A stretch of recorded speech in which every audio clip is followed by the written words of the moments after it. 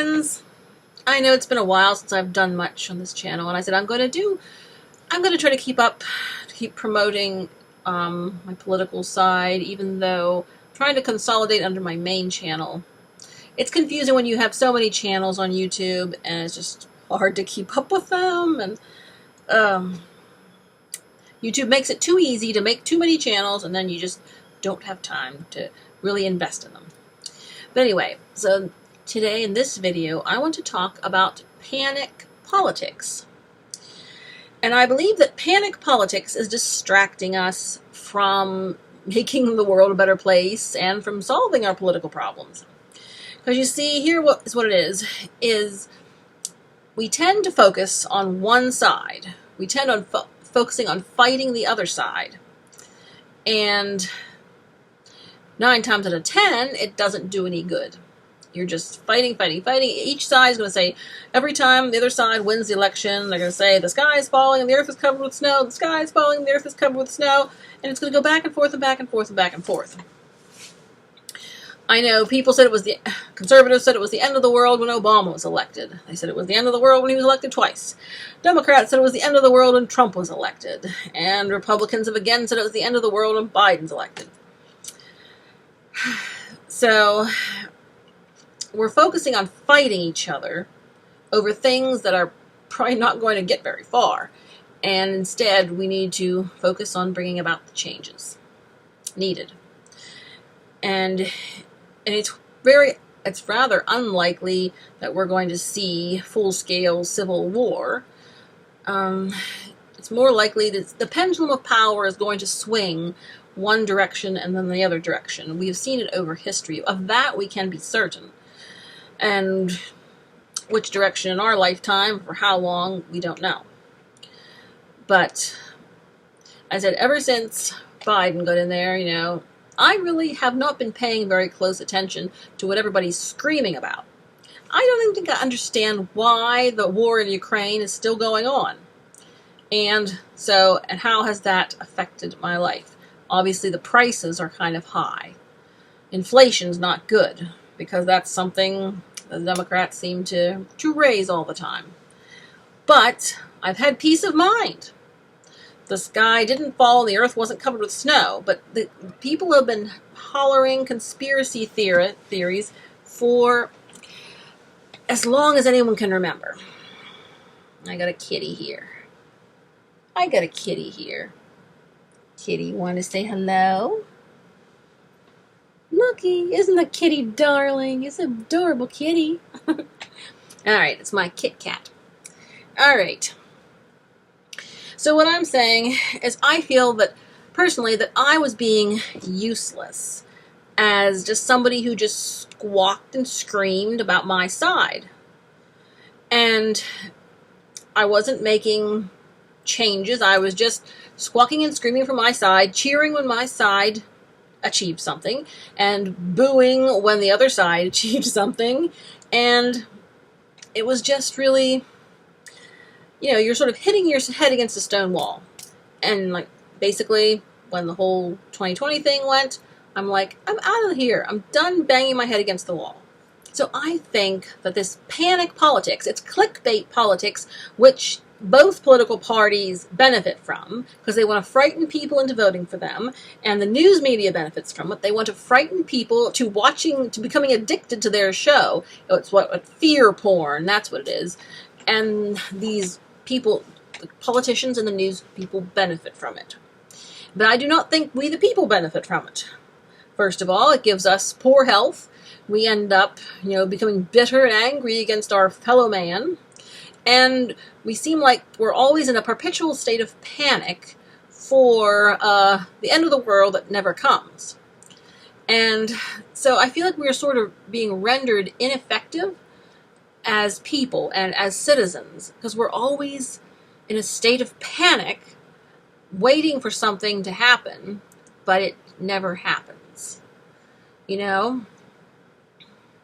I mean, sure, times can get harder, but I've still been able to go to the dentist since Obama's been in there and since Biden's been in there.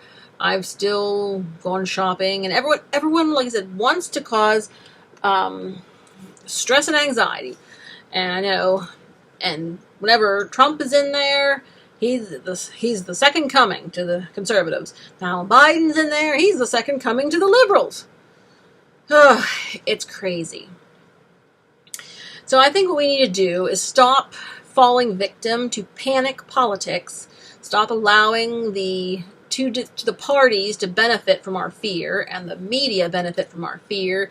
We need to just ignore them and their fear-mongering and focus on doing things that make the world a better place. I mean, I think there's people all over that are doing worthwhile projects, whether it's charity projects or local projects.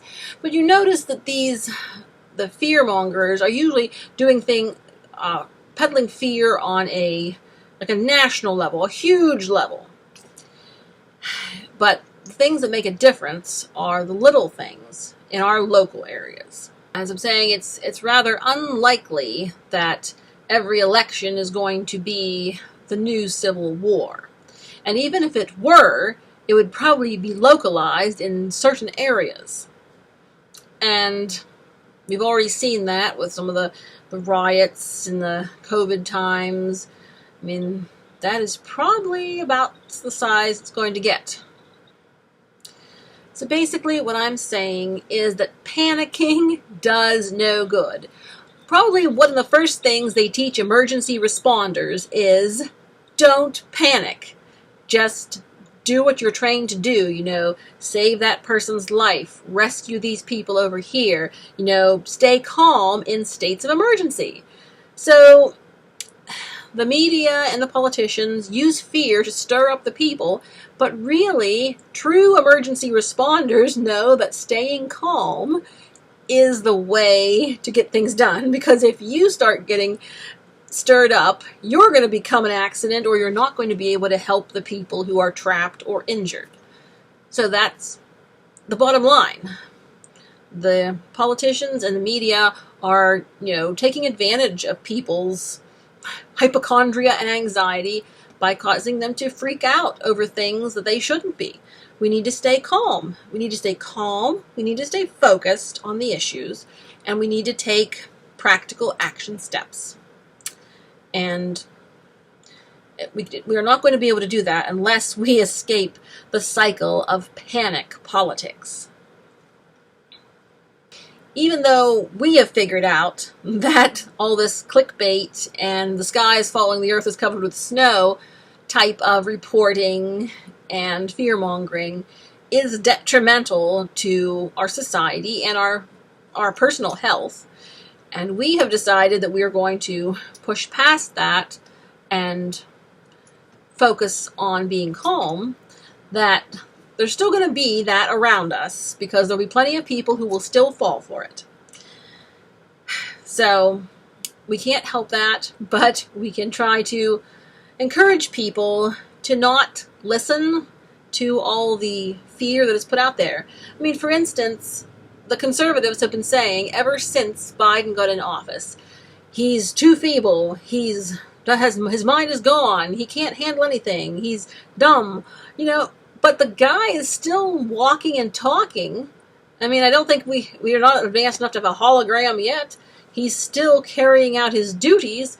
Yes, I imagine there is a certain amount of covering up for his old age gaffes or whatever, but frankly, if he really had some kind of dementia, it would probably be almost impossible to hide.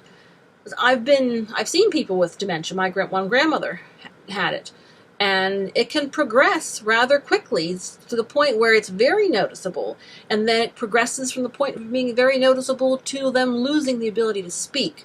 So now how am I going to feel knowing that the conservatives have been telling me for Biden's entire administration that he is going to be unable to speak any day now. He's going to be unable to function any day now. He's still there? Is that panic politics or what? So people shouldn't be saying things like that if it's not true. Yes, they make mistakes, but... So I'm saying they're trying to foster a sense of panic in the public. And that's not good. It's, like I said, it means money to them. Well, how do you think they can probably sell their books? Their books about panicking, their books about everything. You know, they get their clickbait, sell their ads. But we need to not fall for it, because it's not true half the time. Or more than half the time it's not true. And they're just sort of playing us for fools. So, alright, thank you for watching. And I said I just came up with this the other day about escaping the cycle of panic politics. Because I said we're still here. I mean, the world was going to fall apart when Obama was president. The world was going to fall apart when Trump was president. The world was going to fall apart when Biden was president.